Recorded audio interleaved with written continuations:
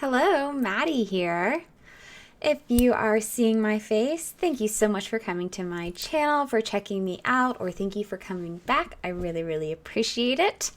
I do all of this for you lovely people, but also because I really like talking about books and I want people to talk to, even if it's just a camera sometimes. So, the year is coming to a close, and so I want to talk about the Storm Family Books of the Year. I will go into the lore of the Storm Family Books of the Year at the end of the video so I don't lose you along the way.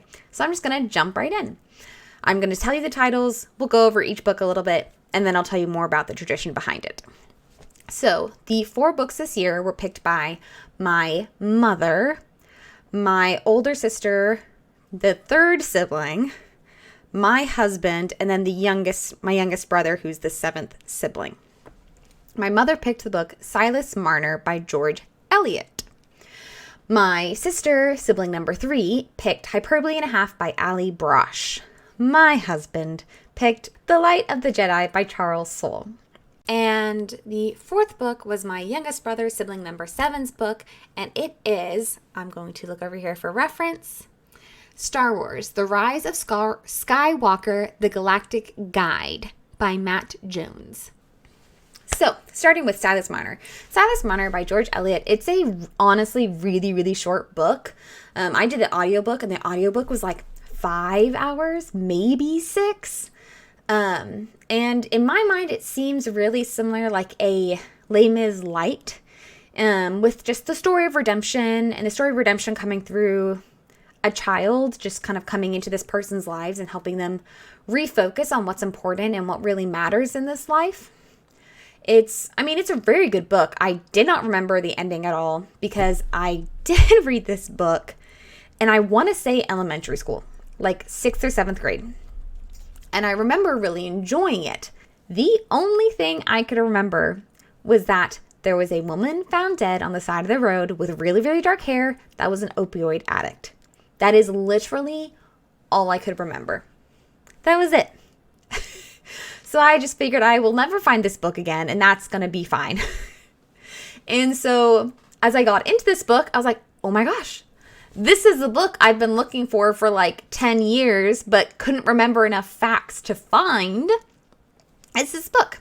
So it's a really cool book about just redemption, but also it goes through life showing you the consequences of your actions. Rich, poor, dumb, smart, whatever. It shows you that there are consequences to each and every action that you take in this lifetime, and they're unavoidable. And so it's a really cool, very short book, but I really enjoyed it. I really love being able to re-find this classic.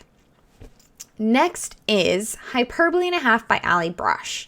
This is a book I've talked about on my blog because it's fantastic. It is an autobiography of sorts. Ali Brosh tells stories from her childhood, but she also talks about her struggles as an adult, her struggles with motivation, with depression, with her self-identity.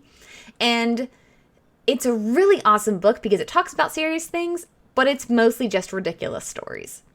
It's mostly these just almost unbelievable circumstances that she manages to get herself into. Now, everyone that reads this book comes out with their favorite story. My favorite stories have to do with the dogs. There's the simple dog and the helper dog. I could tell you more about them, but I really want you to read them. The simple dog is simple. He's not the smartest. And the helper dog is not very helpful. He's kind of a jerk. But it's really funny. So those are my favorite stories, personally. So this is a book I highly recommend to, honestly, anyone and everybody, because her stories are hilarious. She talks about some very serious topics that I think everyone should read about. But it's great because you can identify it if you do have the same struggles, or it can help you see what people you love are going through. If you don't struggle with these things yourself, and a lot of people don't, it can show you kind of what's going on in their head and why it might be hard for them to get out of bed, why it might be hard to get them to go grocery shopping and, cook and clean and be a functioning human adult. So I really love recommending it to people because it mixes the serious with the funny, but it's honestly just a wonderful book. One of the cool facts about this book is that it includes a very famous meme that people don't realize come from this book. Let me show you. I looked through this book to make sure I found it beforehand. So do you remember the meme? It's of this girl. She's white with blonde hair and a pink dress, and it says, "Clean all the things." Do you know what I'm talking about? Do you know what I'm talking about? Do you know what I'm talking about?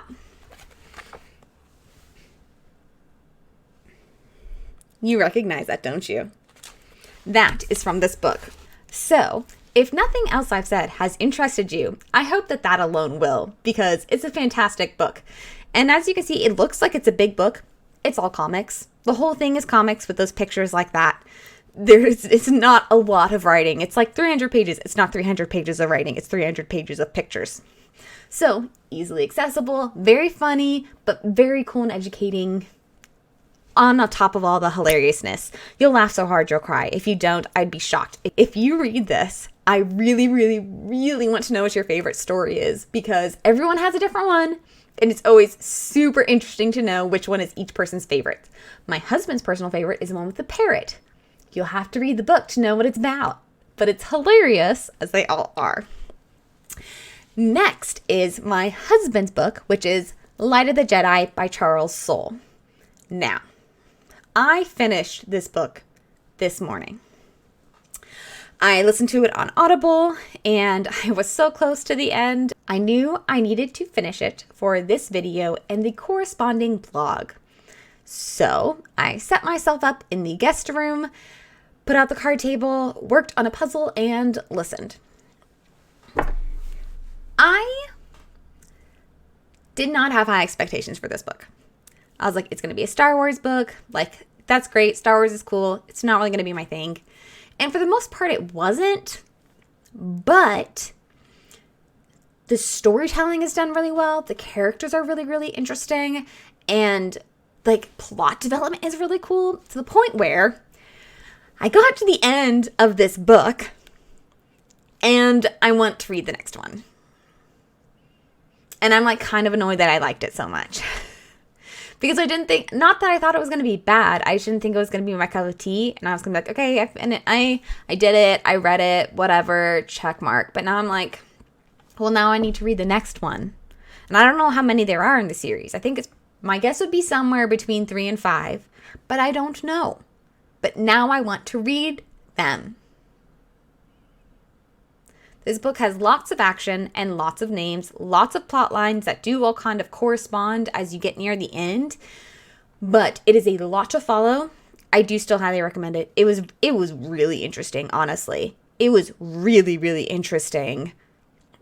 Because it not only had like fights and battles, but it also had like the politics of it. And it had different people from different backgrounds in terms of, you know, careers or even lifestyles or, you know, hierarchy in terms of society. It was really, really interesting and I really liked it. And now I want to read the next one. And then finally is the Galactic guide that my youngest brother picked. It is a kid's book with a guide with kind of pictures and definitions of different things you'll find in the movie that came out in 2019. So it's just kind of a kid's guide through this movie. I have not read it. I want to read it when I get home. My family buys all the books on the Nook, and you cannot buy this book on the Nook because it's like a kid's picture book. So my plan is to read it when I get home so that I will have read all the books of the year. Hopefully that'll happen. So I can't tell you anything about it besides that it is a Star Wars Galactic guide. So that is a very quick summary of the books of the year. The Storm Family Reading Books of 2022.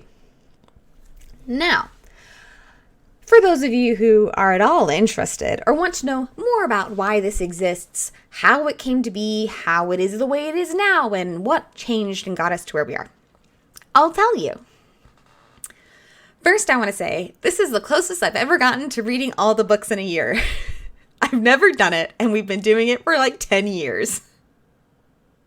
Maybe not quite, but almost. And this is the closest I've ever gotten to reading all of the books in a year, which is kind of why when I go home, I think I want to try to read David's book because it's not going to take long. It's not difficult to read. And that way I can say I did it. So, proud moment here, to be perfectly honest. Next is, the Storm Family Books of the Year.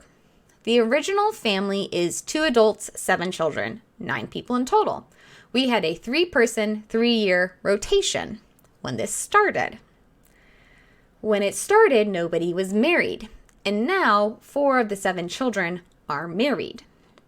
The new rules were the spouses can either pick one book together with no page limit.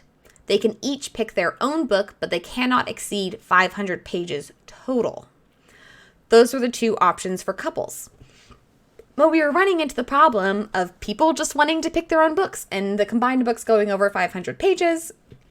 And we were like, okay, what are we supposed to, how do we make this work? How do we let people pick books but not give us too much to read and all this stuff?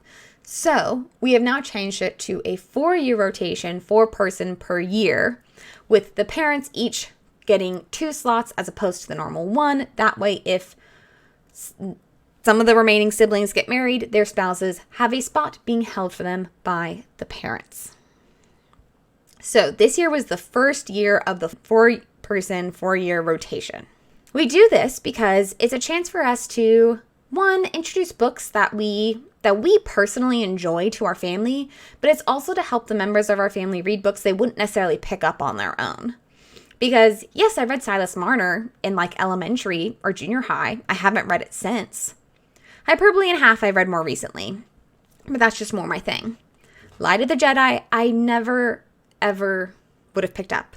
It's one of those things I like to say, maybe one day I would have been, a nice wife and read a book that my husband loves. We're working on it. I'm reading Aragon because I did not read those growing up with Evan because he did. We're reading this because he loves them and I've never read them. But Light of the Jedi was probably something I would have never gotten around to. But I read it and I enjoyed it. I'm not going to hold on to some weird pride something to be like, it was horrible. I knew it was. No, it was really good. I really enjoyed it. It took me a little bit to get into it because the first 10 chapters are all one event. So it took me a little bit to get into it, but once I did, I very much enjoyed it. I just had to get to that point. So that's what the Storm Family Books of the Year are.